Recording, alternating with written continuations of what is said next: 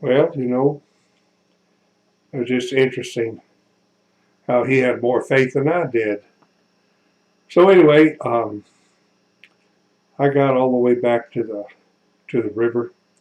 I knew the trail by now, and there was actually that little village was called Mahe, and that was really something. And then, I thought about, well, how am I going to tell my wife when I get back to her? Because see, I had to get back to her within 21 days because I had left her instructions that if she didn't see me in 21 days, sell that truck, take the money, and her and the kids get back home. Because I was not for sure that I was going to see her again this side of heaven. And but anyway, we got the mission completed. I made the contact, and I even was given the direction of where to go, and that was find Peronio, uh, this man's brother. And so I worried about that. How am I going to convince my wife? We had 3 small children. Blaine was only a year old, and Valerie was no more than 6. So uh, I knew we was going to have to go back in that jungle, and I was going to take that family with me. We're going to have to find Peronio. Now, how you got a name, you have no idea. Within 500-600 miles of pure rainforest jungle to find somebody. You talk about a needle in the haystack. But if you think about things like that when you're doing it, you'll never get nothing done. You just got to put one foot in front of the other and go for it. So all the way back to the little town where Betty was, I got there, and when I got to Betty, she was so hysterical because not only that was that the 21st day, that was the last day she had had a rough time in that village. It's just the people's culture there was to play drums, anything they could beat on all night long, drinking and fighting. And all she had for a door was a blanket really across it. And one time a man fell through the door with a stab wound in him. And you could just imagine the terrifying time she went through. Can you believe that the Lord was behind that too? Now, let me explain. She would have never went back in that jungle looking for another tribe of Indians. But she was so ready to get out of there when I told her, well, I know where we have to go, and we're going to have to go up that river. And I told her the story, and she said, I'll go anywhere but get me out of here, and I want to get out of here now. You got to get, I'm going crazy. She was ready to go. She was so ready to go anywhere, and the jungle sounded good to her. So I thought, boy, the Lord did, I worried for nothing. He had this all taken care of too. Well, we jumped in that truck, and we got our stuff. We got out of there, and we got back into the canal zone, and there was a little Church of God there, and the pastor there was Brother Cadell. Now we had been there, and we would go there to get fellowship, and he knew about the work we had. He was excited to see us. I told her the contact that we had made. I don't even know if they could believe it, but it was just a miracle. It blessed that church. It always blesses God's people when somebody, just you or anybody listen to this, when you decide to step out into the unknown, trusting God, you are going to have such living testimonies to tell about. It's really the life of the church. That's why evangelists are a part of the fivefold ministry to equip the saints. You got to have that front line report of the miraculous power of God, because He's still doing it today. So anyway, I didn't want to leave my truck back there. So I asked Brother Cadell if he would go back up that little town with us. It's the last little town on the road. And if he would go ahead and get going up the river from there. And if he would bring my truck back there in the canal zone and watch it for me, I'd appreciate it. I didn't know if we took off up that river, I didn't know if we was ever coming back. So I just wanted to leave the truck in good hands. And so we got up to that little town, and we got out of the truck, and we got our stuff over there and went over there and stood by the river. And I said, well, Brother Goodell, I just thank you so much for taking care of our truck for us, and we'll see you whenever we get back. We'll get word to you somehow. And so, bless his heart, he said, well, Larry, I'll just stay here till your boat that you have arranged to pick you up comes and picks you up. And I said, well, brother, we don't have a boat ready to pick us up. He said, you mean you have not prearranged transportation up this river? I said, well, Brother Goodell, it's kind of hard to do because everybody's afraid to go up that river. They know there's the Choco headhunters up there, and even the military's afraid to go up this river. He said, well, don't you think that's a little bit disorganized? That you should at least have, and I'm not putting that man down. It would be a normal thing for anybody to say.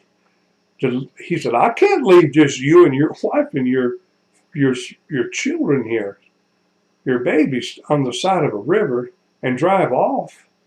And I would just be wondering, how would you make it? I mean, Larry, you've got to be more responsible than this. And I hated to do this, but I had to do it. I said, Brother Goodell, with all due respect, brother, you're going to have to leave now. He said, what do you mean? I said, brother, the Lord is not going to let you see this miracle. God's going to send a boat. But I don't think he's going to send a boat because you have so much doubt and fear about it. And I don't mean to be disrespectful, but you're going to have to leave. The Lord's not going to let you see this miracle. And of course, I knew it insulted him, and he felt pretty bad about it. He may even watch this video book here one day. Anyway, he left off. Well, we're still there in the river. I don't think it was 20, 30 minutes. It wasn't very long at all. We heard somebody yelling. I didn't know where it's coming from, and I looked down that river, and here come a man zigzagging up that river, and he would drive over to the other bank and drive to this bank, go back across. I could see he was drinking. He really wasn't watching where he was going. He had him a jug. Boy, he was drinking that. He's drinking that booze.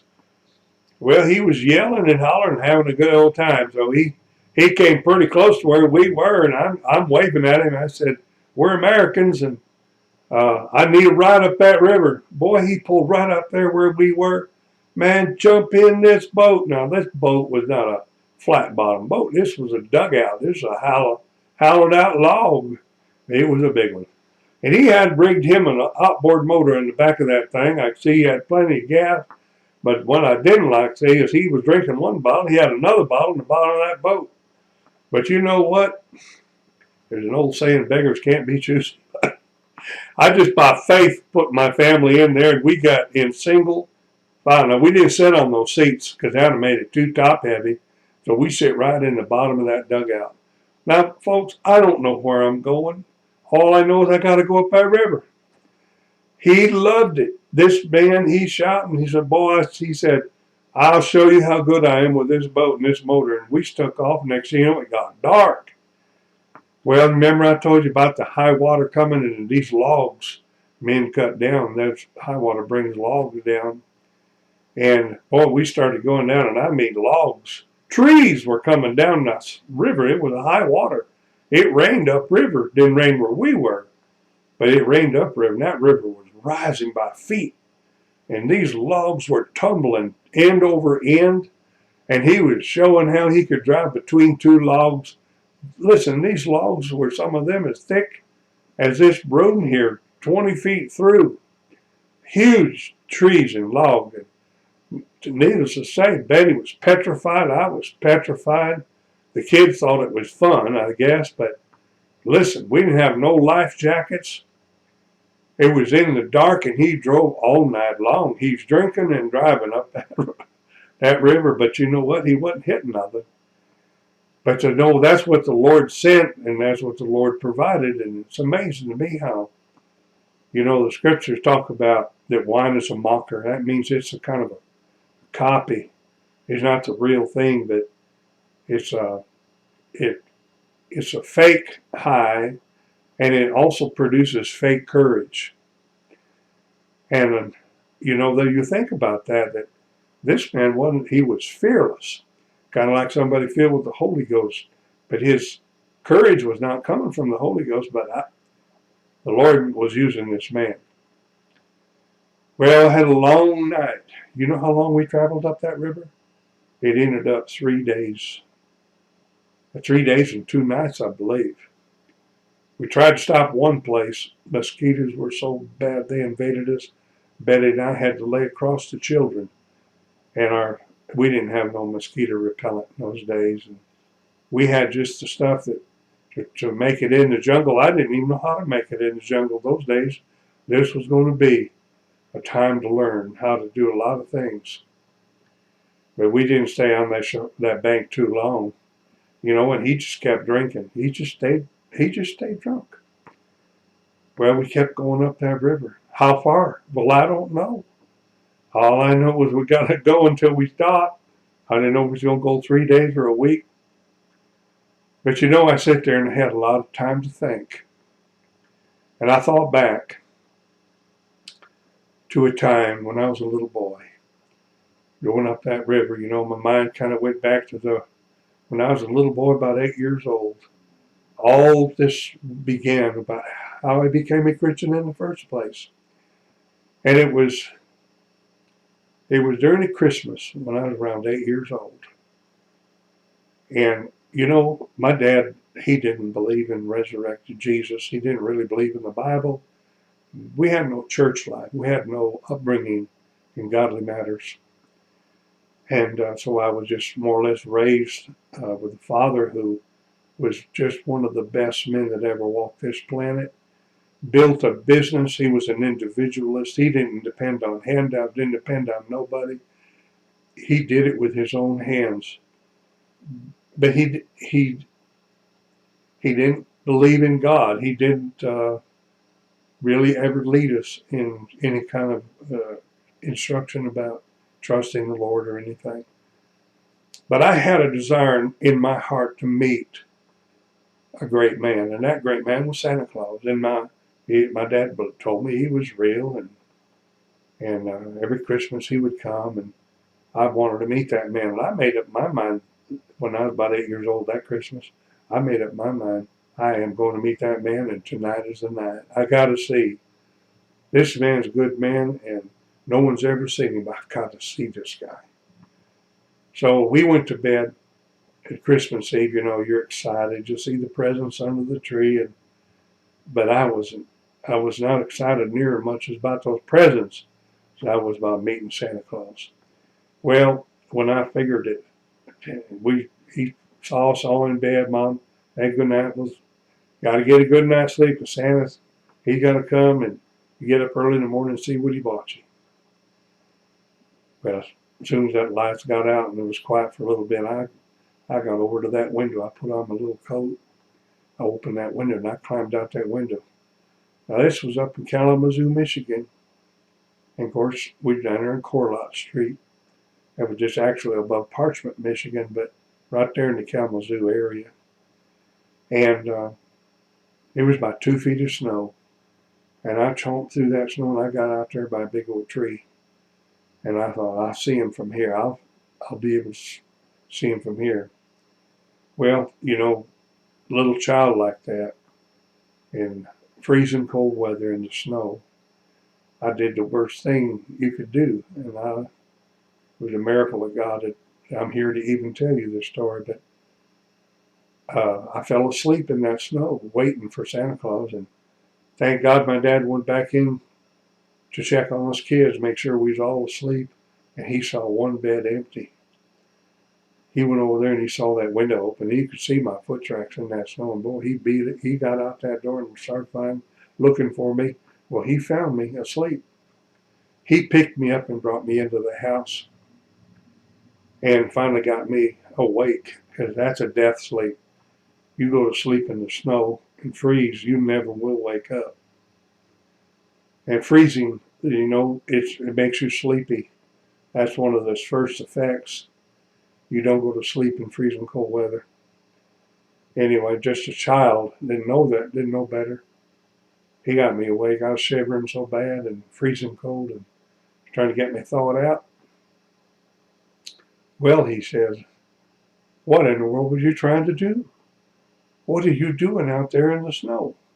And I told him, but Dad, I'm going to meet this Santa Claus. Heard about him, and I just have to meet him. That's all there is to it. And so Mom, she said, Dad, you could tell him the truth right now. Tell him. So Dad told me, there's no Santa Claus, Larry. I said, what? What do you mean there's no Santa Claus? All my life?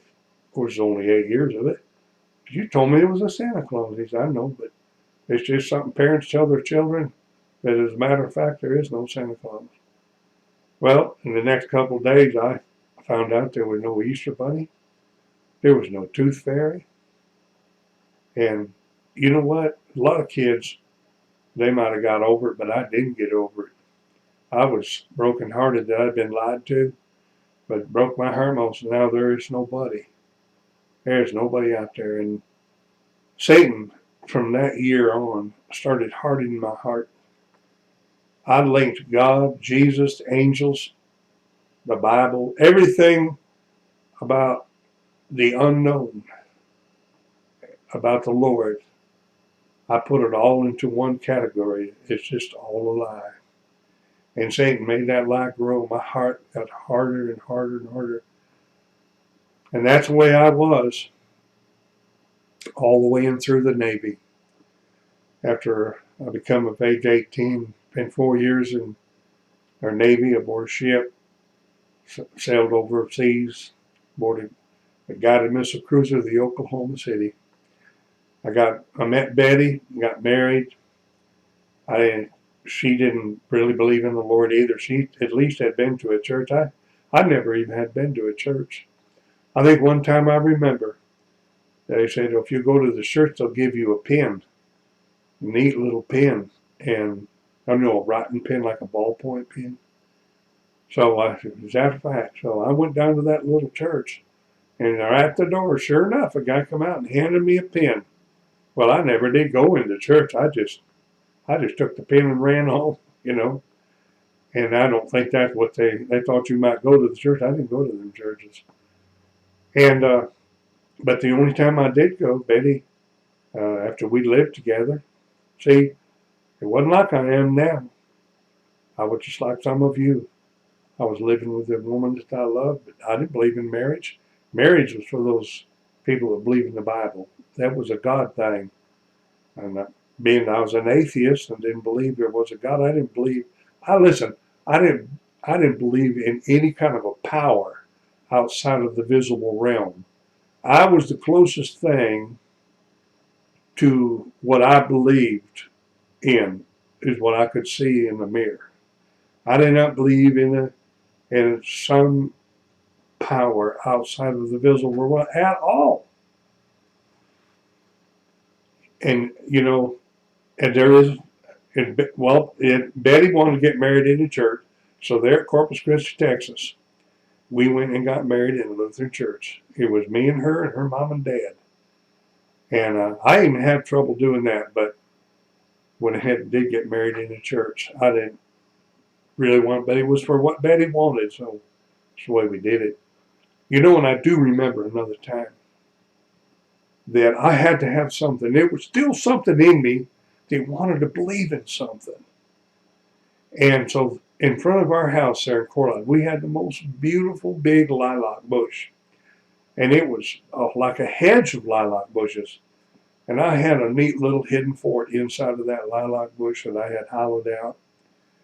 And that was my fort. I called it my fort.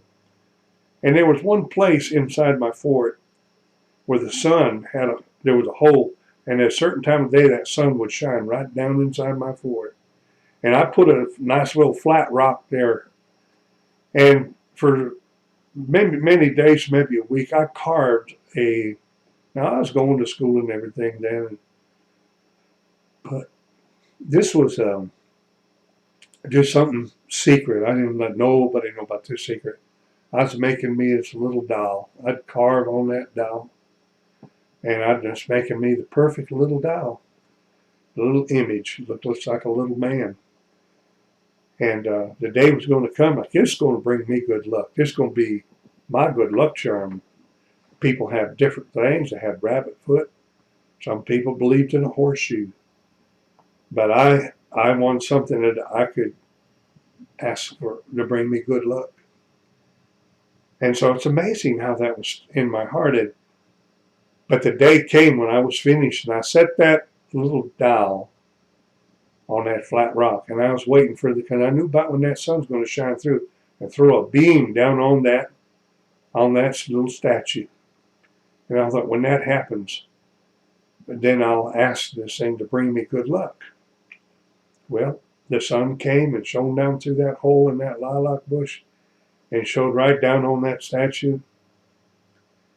But you know what? Something in me rose up. I didn't know what that was. I started looking at that statue, and I thought, it didn't do nothing for me. In fact, it wouldn't even be there if I didn't make it. This is like the work of my hands. Why? I mean, I'm smarter than it. It can't do nothing.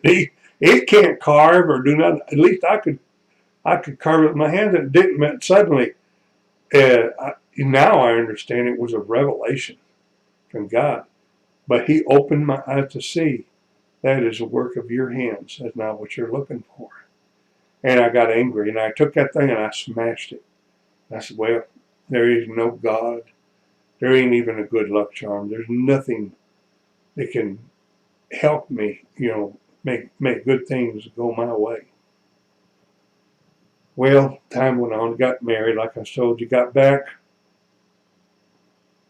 1963. Well, by then, my father had built a fine tool and die business, Goff's machine shop, right there in Kalamazoo, Michigan, down on Ransom Street. So he was just waiting for me to get out of the Navy, and he's going to groom me and my brother to take over that fine business. At that time, he had 36 journeyman tool and die makers. And so it was a good job. I walked right into a good job. And so Betty and when I got it, my dad set me up. I got a new house. I got a new car, International Scout. And I started off with a nice paycheck. A lot of guys get out of the Navy. They don't know what they're going to do. Here I started off with that good job. These memories were coming back to me as going up that Bayonne River. Mine had time to drift back to a lot of things. And but anyway, we was in a neighborhood, and here come a man welcoming people to that neighborhood. His name was Jim Lemon. Well, he come to my door, and he said, "You like to hunt and fish?" And I said, "I sure do." I told him my name was Larry Goff. He said, "Well, I'm Jim Lemon." He said, I know some people that will let you hunt, and also some lakes, private lakes, where you can get some good fishing in. So I said, well, why don't you come on in the house and tell me about these places? So he came in the living room. We opened up that good old screen door. It was an oak frame screen door. It wasn't no aluminum door. It was that solid oak. And of course, we had to go to a hard door there. And we got in the living room, and before anything happened, he said, there's something I need to ask you before we go any further. And I need to ask you, have you ever turned your life over to Jesus Christ as your personal Savior? Are you saved? And I'll tell you something, an anger rose up in me and a demon of hell. I didn't even know things like that existed. But I wanted to destroy this man. I just grabbed him by the throat with my left hand, and I grabbed him by the rear of his pants. And I picked him up, and I was running for that door. Betty started yelling, "Wait a minute. I need to know what he's talking about." There wasn't time for that man to talk. I didn't have time to open up that screen door either. I rammed his head right through that cross, remember that oak, and snapped it with his head. Went right through the door. I throwed him right through that oak wood screen door, and he went tumbling down those stairs. It wasn't a big flight of stairs, but it was long enough to bruise a man up pretty good. So out the door I went, following him. I was going to just start kicking on him. I was so full of rage. He didn't yell out. He didn't say anything. I just felt I had to destroy this person. He invaded my privacy. I felt so violated that he got in my house. He talked about something that just such a lie. It just was another liar. Just like my dad lied to me about Santa Claus, this man lied about this Jesus. And I'd heard things about Jesus in the Navy from people, but I had never got that angry. This was a personal invasion of my privacy. Well, he got up, he brushed himself off, started gathering up things, putting them in his pockets, and he got in his car and headed off. I said, "Now listen, don't you ever come back here, I'll kill you dead. If I even see you on the street, you better jump the bar ditch, because I'll flat run over you. I don't ever want to see your face again." And I'm sure he believed me, and he drove off. Well, that was in May. It was actually in April, probably. Anyway, a few weeks went by. I finally got all that out of my mind. And I was working for my dad one day, and about 3 weeks later, in fact, it was May the 10th, 1963, and I was running the truck up to Grand Rapids. I was bringing back some materials, and I made deliveries there with the truck, and I got a phone call. When I got back to the shop, they done told me that they said, "Your little girl is in the hospital. You have to get down to Borges Hospital." Now, Borges Hospital is the biggest hospital in Kalamazoo then, and that's where I was born. I got down with my little girl. Oh, doing in that hospital. So I got down to the hospital, and I got up there on that third floor. I believe it's where it was, and I looked at Valerie. She was in a coma. She had tubes running in and out of her body, and I looked at Betty. Betty was there, and I just couldn't believe what happened. I said, "Well, this morning, after I went to work, she climbed up in the bathroom sink there in the bathroom, opened the medicine cabinet door. She got a bottle of aspirins, and near as Betty could recollect, it was a full bottle of aspirins. These weren't children's aspirins; these were bear aspirins. She had about 40 of them. That's the doctors could tell by the poison level in her bloodstream. So the doctor motioned for me to step into the hall, and I went out there with him, and he started writing. He just started writing, "I can't save your daughter. I can't say." I said, "Then we need to get us a specialist in here." He said, "I am a specialist. I've been sent in here especially for your little girl." He said, "I've seen children that size, 10 aspirins kill her, but she got so much poison. Her blood is just like a river of poison." And he said, "She may last an hour, but she's probably going to go in about a half an hour." He said, "But you must remember, now, Mr. Goff, you have a little boy named Victor, and he's just a baby. And Betty in there, she's nursing that baby. You're going to have to really be responsible now and keep your wife from getting upset, because she's got to go home and nurse that little boy. And I want you to focus and get your mind on Victor now." Now he said, "You come back in the morning, You can deal with Valerie and take care of her. What that meant was bury her and take care of her body. And I was just numb. And he said, you got to keep your wife calm because she's got to have good milk for that boy. And if she's real upset, she's not going to have good milk. So I held everything I could back from Betty as much as I could. But how do you give up your first girl? You know, I loved that girl.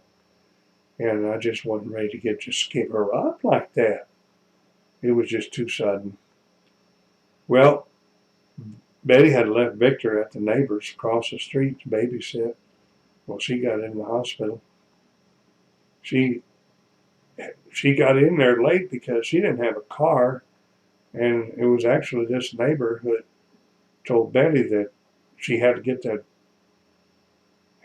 Valerie to the hospital because those aspirin was poison, that many. So Betty got her in there too late, you know. But anyway, Betty's over there now, and I'm sitting there in my car in my driveway, and a car pulled up behind my car, and I got out and went back there. You ain't gonna believe this. It was that same guy, Jim Lemon. But he was in his car, and I could tell he had fear in his eyes, afraid to get out of that car. So I tapped on the window. I believe his doors were locked, windows were rolled up. He rolled down that window a little bit. Oh, excuse me. I said, why are you here? He said, no, Mr. Goff, no matter how angry you get, I had to obey God. I said, what do you mean? He said, tonight I was in my bed and I was trying to go to sleep. But he said, the Lord spoke to me tonight. And he told me that you had a problem. And that's why I'm here. But I do not know what your problem is. And I said, what? There is an actual God that talks to people? He said, well, that's why I'm here. And I said, well, can you talk back to God? He said, you know, I can. I said, well, get out of your car. And he could see I wasn't angry. He got out of his car and I said, now you ask God to help that little girl. She hadn't done nothing wrong. She's 2 years old. She hadn't done anything wrong. Why? If there's any kind of a God, you surely wouldn't want something like this to happen to that little girl. So hurry up and talk to God. Jim, you know, being such a mighty man of God, he said, I'm so sorry to tell you, Mr. Goff, you don't have the right to ask God to heal your little girl because God hears the prayer of a righteous man, and you're not a righteous man. Well, I said, well, how do you get righteous? He said, well, I'm so glad you asked that question. And boy, he got excited. You know, he reached in his car. On the dashboard, he got that old King James Bible. Turned it to Romans chapter 10. And he started reading that if you'll confess with your mouth Jesus Christ is Lord, he said, now, when you confess with your mouth Jesus Christ is Lord, that means your new boss. Larry, that's for the rest of your life. He will be your new boss. And you got to believe in your heart God raised him from the dead. And that will make you righteous. And I thought, you see, I was hurrying up to get this done while Valerie was still alive. I said, well, let's go to a church and we got to hurry. He said, we don't have to go to no church. We just go right here in your living room. And so I didn't think much about that. I didn't know about that. But we got in my living room and we came through the door. And because he said, I want you to go to that opposite corner. He stayed in that corner by the door. And I went to the opposite corner of my living room. It was a big living room. And I thought, well, I'll just go over there and do this and tell God I believe in him and I'll be righteous and I'll take care of that. Well, I got to that corner and I got down on my knees and my mind just started thinking logically. Well, there's the rug. Now I can talk to the rug. And there's a wall. I'm in the corner here. I could talk to the wall. I could talk to the ceiling. But how do you talk to something that's not there. So I said that out loud. I said, how can I talk to something that's not here? I can talk to the rug and the wall and the ceiling. How does a man talk to something that's not here? And he said, tell God that, but tell him the same thing. So I did, and that was my first prayer.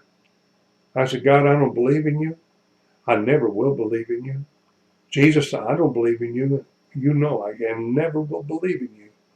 And I don't even understand why I am talking to you, and I don't believe in you, and I don't even believe you exist. And this whole thing is just messing my mind up.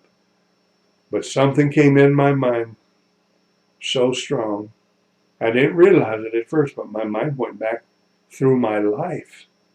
It went back through my life to where I could remember, and it didn't do it slowly. It was quick. And I started seeing that every time I've run into a situation, I always thought of myself. I always put myself above my dad.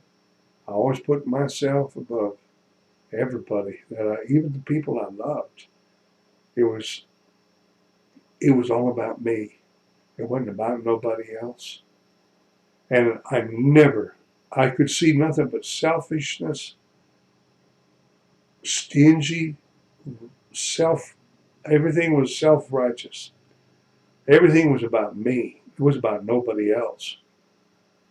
And I said, what's going on in my head here?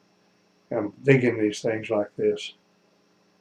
And then I remembered in my mind, I'm sitting there with my eyes closed. I got my head nailed. I'm still on my knees. I remembered one morning when I was on my way to work here on Ransom Street. And I come to the intersection right there where you turn right. And there was a traffic jam because something was going on in the middle of that intersection. What it was, I could see clearly there was a blind man out there. He had a red and white cane, and people were honking their horns and yelling at the man to get out of the way. And I knew in my heart of hearts, I need to shut my car off. I need to go out there, take a hold of his hand, and bring him over on the sidewalk. Just a little simple thing like that, but somebody to help him. And I felt that. I knew that was the right thing to do. But I looked at my watch. Man, my watch was already just a few minutes before 8 o'clock. And I knew how my dad was a very punctual man. And you know what I did?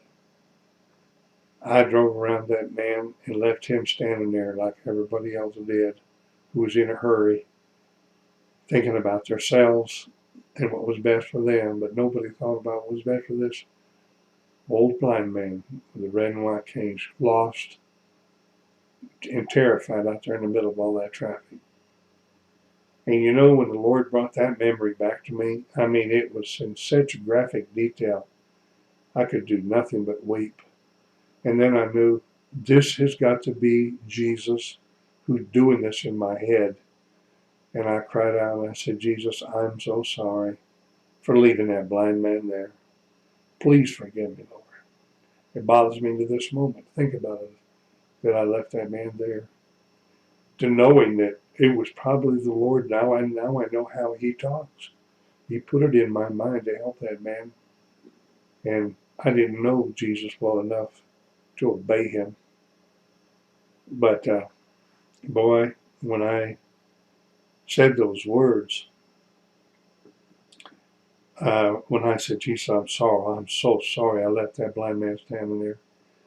Something happened in me that there's no words in any language on this planet can express how glorious and what happened. Something left me. Something vacated me. And something new came in just as quick. And I felt so clean and so new and so good. It was an instant of, there's no words to really explain it. And some people call it getting saved. Some people call it seeing the light. I believe the scriptures, I was born again. Something old left It was gone forever. And something new just came in. And I tell you what, I could do nothing but start weeping. And I wept for this new feeling. First I wept because I was so sorry I left that man uh, standing there. It was just a bad thing to do. But then I wept for this new feeling that was in because I was weeping for joy now and gladness for this new feeling. And so as I was weeping there and feeling so wonderful, I was just feeling so great. And then the man come over. He got down on my left side, down on his knees right next to me. I mean, right next to me. He was touching me. Put his right arm around my shoulder. That'd be like this. And he was patting my right shoulder. Just like a father would a son. And it felt so wonderful. I mean, oh man, this is the first time I ever really had a hug, especially from a man. And I just, chills was just blowing me away. And it feels so wonderful. Thank you so much for giving me that hug. It's the most wonderful hug. Then you see, he pulled me over. He was patting my hand. He pulled me over. Just like it was such a love. And then I heard in that other corner, I heard Jim start shouting, "Hallelujah, glory to God." And, he just said that once, and I knew where he was. So, well, he's still over in that corner. But who is this man on my left side, kneeling in here and hugging me like this? Strong, physical feeling, patting me. I could hear it and feel it, hugging me. And all I could do is I knew this is Jesus. Jesus is kneeling with me. He's holding me. And I just began to shake and tremble, terrified. And I said, Jesus is over here hugging me. I don't know what to say to him. What do people say to him when he does this? Thinking that this must happen to people. But Jim just kept shouting hallelujah louder and jumping higher. And the Lord helped me there with his right arm around me. And so finally he lifted himself off me. But his presence didn't go away. The joy unspeakable and full of glory stayed there. The physical presence left. But the inner joy, I was so excited now. And so, Betty is at that time when Jim and I are jumping up and down together in the middle of our living room floor, Betty comes through that door. Well, she could see the hole in the broken screen door that I hadn't fixed yet. And she looked at it and looked at me jumping all over the living room with this guy, like nearly just dancing, but jumping. And I'll never forget the look on her face, like, just what is going on? She had the baby. She had Victor. So I took Victor and give it to Jim. Jim, hold the baby. And I took Betty by her hand. I ran her. I said, honey, wait till you don't believe this. You're over here to this corner. Jesus Christ.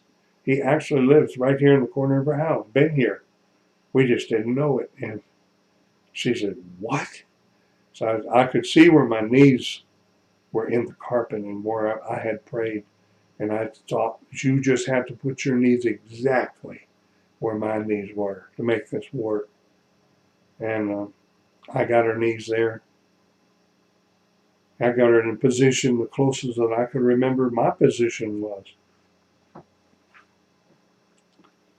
I said, Betty, you got to pray now. She said, well, I just don't know how to pray. How do you pray? I said, it's really simple. You just tell God you don't believe in him. You never will believe in him. You don't see how anybody could believe in him. Tell Jesus you don't believe in him either. And I was trying to remember those exact words. So she actually, with her head bowed, her hands held about like I could remember mine were. And here she is, praying that prayer. My goodness, nothing happened at all to her. So I said, say it again. You got to try it again. Put your head down a little lower, change your hands a little bit, because I know he's here. And she prayed, she prayed 4 times. She prayed 4 times and not a thing happened to Betty Sue. And so she got up after the 4th time. I just couldn't figure out why the same thing didn't happen to her. Trying to make a religion.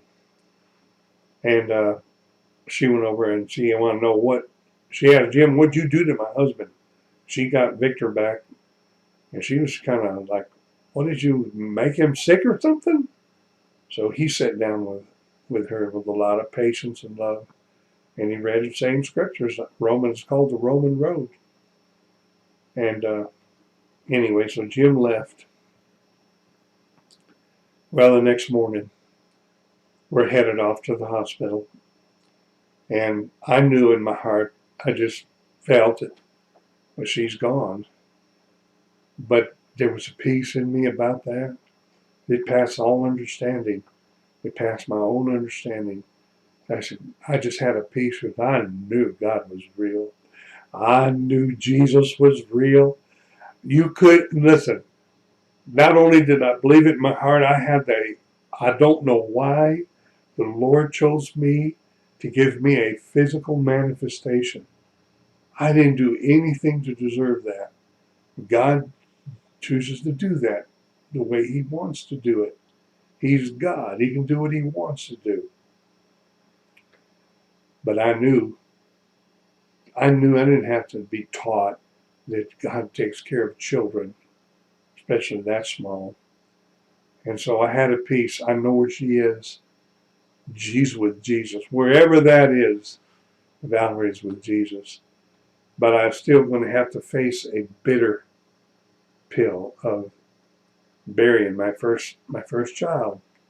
I get to Borges Hospital and wasn't long, and I get the doctor there. And he said, he looked confused. And so I said, I don't know what to do. Do you call the morgue? Do I have to call? Do I have to fill out papers? What do I have to do? He said, well, now wait a minute, Mr. Goff. He said, I've got something to say to you. I don't want to talk about it, but your daughter didn't die last night. She's just fine. She's waiting for you on the 3rd floor. There's nothing wrong with her. And he turned and thought, well, yes, well, hallelujah. But wait a minute. And I stopped him. I grabbed that white coat doctor's wearing, and I turned him around. You told me that she was going to die in a half hour, even an hour. But well, you better tell me what happened. He said, I don't know what happened. He said, all I know is last night, he said about 9:45, I took a blood test of Valerie. And her blood at 9:45 was still just as bad as it was when you left. But I took another blood test at 10 o'clock. And he said, the poison was gone. He said, I cannot explain to you because medically, it don't work that way. It could have went down. Poison could have slowly got out of her system. But there wasn't a trace of poison from that aspirin in her blood. Not a single trace. He said, that's impossible. When he said 10 o'clock, I had a story about 10 o'clock too. I said, doctor, let me tell you something. Last night at 10 o'clock, Jesus Christ had his right arm around my shoulder, and he was patting this shoulder. And I can just assume that Jesus had his left hand on Valerie. And I don't understand it, but I'll tell you, Jesus is huge because he's got 25 miles between the palms of his hands, because that's how far my house is from the hospital. And that doctor just shook his head. Just shook his head. He said, I told you I didn't want to talk about it. And he turned and walked away. See, he saw something supernatural, but his mind couldn't accept it. That's why a person, if you're watching this and these miracles, and get ready, you're going to hear a lot more like that. But it takes faith which is a gift of God, to even believe one scripture out of the Bible. And that's why a lot of you who don't believe in God, you can't believe in God unless the Lord opens your mind, and it opens your understanding. It's called revelation. And that's the only way you will ever really know him. He must turn the light on and open. The best thing you can do is don't you dare stop asking. Don't you ever give up. I don't care how much you don't believe in God. You keep asking. You seek him because you have to know him to make life make sense. You have to know him to be able to hear what he wants you to do. He'll talk to you. He will lead you and guide you and direct you. It's like a treasure in the field. You find that treasure in the field, you're willing to give everything you own to buy that field because you know there's a treasure there. And that's how hard you have to hunger after and thirst after the Lord. It is the truth. You'll never be satisfied with church, religion, until you meet Jesus Christ as Lord. And like sit down and have a cup of coffee with him. It's not knowing about him. It's not believing even this testimony. That's not good enough. You've got to meet him for yourself. And he'll meet you. He'll meet you. You just keep searching, keep knocking, keep asking for that meeting with Jesus. And you'll know it when it happens. And you'll do the same thing I did. You first will feel so sad. You wasted so much of your life living for yourself and living for the physical world and living for material things which never can fill the empty hole that's in all of us who don't know the truth. And don't give up. Please, for God's sake and your soul's sake and your eternal future, don't give up. Don't stop till you meet him. And when you meet him, you're going to be telling others just like I am. Well, I had such an experience. That was 1963, May the 10th, 10 o'clock at night. And it started the next day. I started going out, telling people up and down that county. Went from house to house. Sometimes would go till 2 in the morning, banging on doors. And when people would heard this story about my daughter, a lot of them wanted to pray. And they kept asking me this, where do you go to church? I didn't even know what that meant. I didn't even know what a member of a church was. I'd never been one of those, but they all seemed to ask that. So I just sent them all to Jim Lemon's church. I said, he's got a church out here. I don't even know where it is, but you can find that. I did that for 3 months. My soul was on fire. I could not stop telling people. I had a fire burning in me. I had an energy. I felt like that heaven's that real and God's that real. Then hell is that real too. And I have got a job to keep people from going to hell. And so it was for 3 months. Finally, I got a Bible. Now, you must understand, I evangelized for 3 months. And over 70 people gave their hearts to Jesus Christ. That's what Jim, after 3 months, came and told me. All the people I had sent to his church, many had been born again. They were saved. I didn't know what a church was, and I didn't even know what a Bible was. And after I got a Bible, and I finally, the Lord showed me what it was, it's a book of men like me who had an experience, a personal experience with God, and it is their testimonies. The Bible's not something a person wrote. The Bible is a collection of stories just like mine.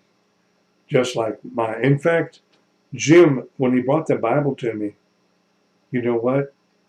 I didn't know what the book was. I heard about a Bible. I believe we even had one because we bought a set of encyclopedias. A Bible came with it. We never looked in it. Didn't know what it was. But if I remember correctly, he explained that because I asked him, I want to see what Jesus said, and I wanted to see the book that Jesus wrote.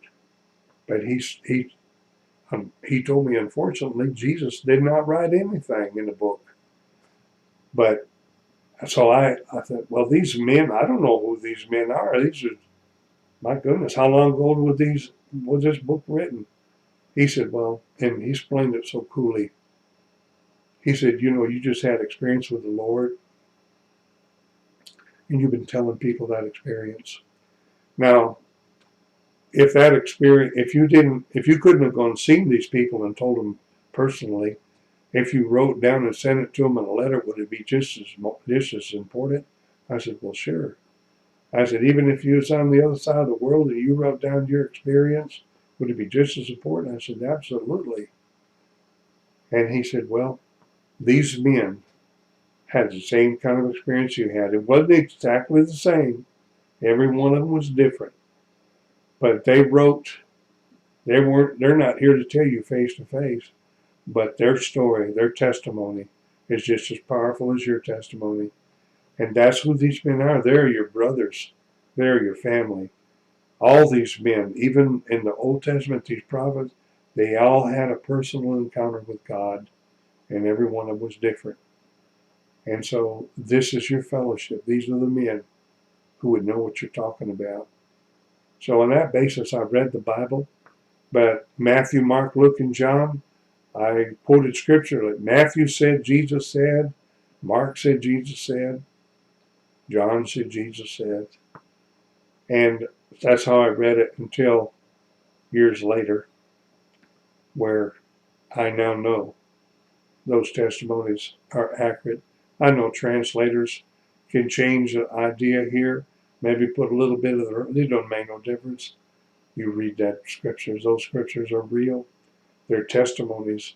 Just like right now I'm telling you my testimony.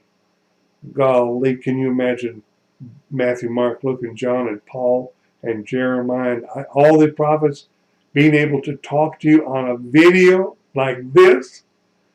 You know what? It would still take the supernatural revealing power of God before you could believe it. You are hearing this. Those of you who have the Lord, you can tell that I'm not lying. I'm telling you the truth. And your heart tells you. And your heart tells you that John's experience is real. These men had personally walked with Jesus. They were there when they saw the crucifixion. They were the ones that saw him crucified. They saw him buried in a tomb. But they also saw him after he rose the third day. They're the eyewitnesses. Believe them. It is true what they said. They had the Last Supper is after Jesus. The Last Supper they had with Jesus. You'll find that in the 10th chapter of the book of Acts. That's where in his resurrected body, he sat down at a table with them, and these men stunned to see his resurrected body. He was eating fish. He asked for another piece of fish. He reached over to pick up bread with nail holes in his hands.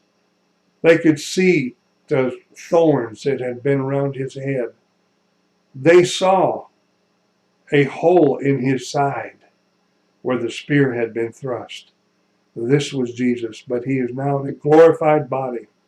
He's resurrected. They could touch him. They looked at him like he was a ghost, but he said, touch me and believe. And I'm telling you right now, believe. Now, he may not touch you physically like he touched me, but he'll touch your heart.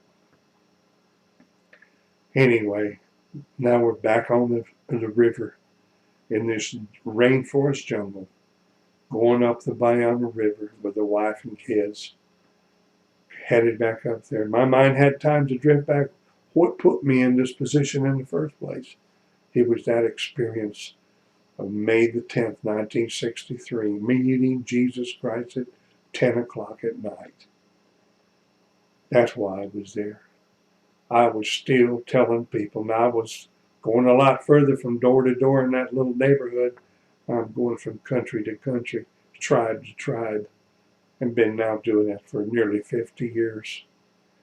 And that's why this book has got to be written. It has to be. It's a mandate because you are there. You need to hear these testimonies to give you strength and faith that He's real. He's as real today as He ever was and ever will be. And so this was my first time really in jungle and being with the first group of the Chocos. And we're going, are we scared? You better believe I'm scared. This thing, if this guy makes a wrong turn, this hollow log's going to roll over. And we were in swift current. We were going up rapids. But that guy was good. He was keeping on drinking. But you know what? He finally just ran out. The third day, he ran out of booze. And he started getting sober. And when he looked around at where he was, wow, got scared. He instantly went to the bank and ordered us either get out of my boat because I'm turning around. We are in the most dangerous territory. There are Indians here that'll kill us. And, see, now he was no longer intoxicated. But the Lord had used him to get us that far. And so we just got out of the boat, got our kids out of the boat, got our stuff out of the boat, and he's gone. And here we are on the banks of the river Bayama, deep in the jungle. I had no clue where we were. And of course, Betty wants to know about where we are, and I'd never been there, of course, and didn't know what to do. And so we start just there's a clear tributary, nice little stream coming in. It's about 15 feet across, maybe 20 feet across, nice clear water. Bayano is kind of a muddy water. And even when it's not a rainy time, it never did run clear. But this stream, the tributaries are real clear. And so I couldn't explain to her where we were. We were more or less lost. I said, but let's not think about that. Let's start walking. Excuse me again. When you got this thing live, and I told you, I'm not going to edit all this out. I want it just as live in real life. Just like you were sitting here in the living room with me. Well, we were walking up that river, and the next thing that happened is the most weirdest thing. You talk about out of nowhere. Here is a dog. I mean, I haven't even seen a house yet of any kind of sign of civilization. And here's a black and white terrier running down the path, just barking at us, and jumped on Blaine. Now, Blaine, remember, she's that little redhead baby. She was a year old. She was walking. And Valerie and Victor, they were walking. We're all walking up this path. But that dog jumped on Blaine and bit her right here in the eye. She got scars today from that dog biting. My goodness, I looked at her and all I could see was blood in her eye. And I thought, oh my goodness, that dog done punctured her eye. And Betty was upset. I was upset. We didn't know where we were, what is going on, and we just panicked, Seville, for a while there. And I'm throwing water on her face to get rid of that blood. And finally, I could see it was just two bite marks. One was below her eye, and the other one was above her eye. But as the Lord would have it, as I'm washing that blood off her face, I look up because there's kind of a hill that goes down to that little creek. I look up there, and I could see two faces. And and these women pulled the ferns down and were looking just over the top of these jungle ferns. And I saw them watching me as I was cleaning. And I said, Maida, Now, Maida is a Choco word that I had learned in Mahe, that first village, and it just means like good afternoon. And when I said Maida, they said Maida, Maida, Maida, and they come running out. They had no covering on them except a little wraparound piece of material they called a paruma, like kind of a mini skirt. That's all the clothing they had on. They come running down there, and Betty didn't have time. I don't know who they are. I don't know kind of what to say. One of them she had a kind of a stick. She just walked that dog and beat that dog. The dog was screaming and yelping. The other one grabbed Valine and held her and like cradled her in her arms and just started cooing like a dove over her. And she was so beautiful. They had never seen red hair. And she had a mother's love for that child. Well, she just turned around and kept Valine and took off down this trail. And Betty, of course, right on their heels, and I'm on Betty's heels, were all the two Indian women that were going up this trail in about a half an hour. We started passing these houses that looked just exactly the same as the other place where I was at in the Mahe. The first time when the Lord put the iguana in front of me, y'all read that. Well, these houses were built the same way, so I said, these are chocos. And so we passed the houses. Of course, the people were on their knees on their floors, looking out, staring at Betty, because she had red hair. Victor had red hair, and Valine had red hair. And they were talking their dialect, but I know what they were saying. She went all the way past several houses, going up that stream to the last house. And at the last house, there was two houses. There was an older house, which was lower, and this man was carrying his spears from the older house to a new house. You could tell by the leaves they were still green on the new house, and he had built a new house. And so they came up to him. Boy, the miracle of miracles. They handed the baby, or showed the baby. They showed the link to him, and he was a strong, athletic, strong-built man. I could tell he was an older man. He had black hair, long black hair with some gray in it. They looked at me and they pointed to him, and when this word came out of their mouth, it just blowed my mind away. They said, Peronio, Peronio. And I said, this is the man's brother. This was the chief of this little band of Chocos. Actually, it was over 50 Chocos in that little village. And I couldn't comprehend what had happened. My mind, it was going to take a year to understand what God had done. He so micromanaged putting us together.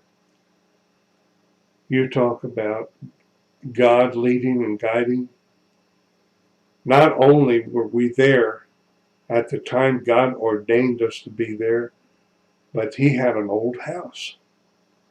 Now that house, the Chocos, their culture and their custom is they won't let an old house stay overnight. If it's vacated, if nobody stays in that house, they burn it down because they're afraid of evil spirits moving into a vacant house. And so normally there wouldn't be an extra place to live. But I'm here to tell you, Betty and I moved right into that house. He told us we could keep that house. And between Spanish and now they could speak a little better Spanish than the other ones. There was actually 2 or 3 people that understood some Spanish. And they were a little bit more, they were still primitive. Make no mistake about that. But we could understand them better. So there's where Betty and I stayed. And it's It's an amazing thing to me how we stayed there in that village for the next year, nearly a year. And, uh, but that was just a miracle of miracles, how we got to that place and, and how we started living there. And okay, just to tell you, the Peronio, they had some men and he said, we have to have food. So why don't I go with them? Because we have to go get some food. And so I knew I probably was going to go hunting. I had a good 22 rifle. Had a nylon 66, which shoots 22 bullets and a lot of them. And so I told Betty, well, I'll just go out here with them and hunt for an hour and I'll come back with something to eat. We're here now. So, I mean, right there. I mean, as soon as I got Betty set up in the house, I left with him. I did not know how far they were going to walk. We walked all the rest of that day until nighttime and then built some little lean-tos and hunted the next day all day long and got meat. And then the next day we walked back to this village. Can you imagine my wife? What imaginations went through her mind? And the imagination went through my mind. I believe, oh my goodness, what have they done with my wife and children? Because I knew no way to get back because there's no trails, there's no road signs in the jungle. And when I got back, Betty had turned into a headhunter. I'm just kidding, but she was angry and upset. I had no way. Now today with cell phones and satellite phones and communication, I could have let her know, but she had to stay there by faith, not knowing what if they took me off and killed me, and I had no way of knowing what they did to her. Now we had meat to eat, but it was just that quick that we had to start living right there in that jungle situation.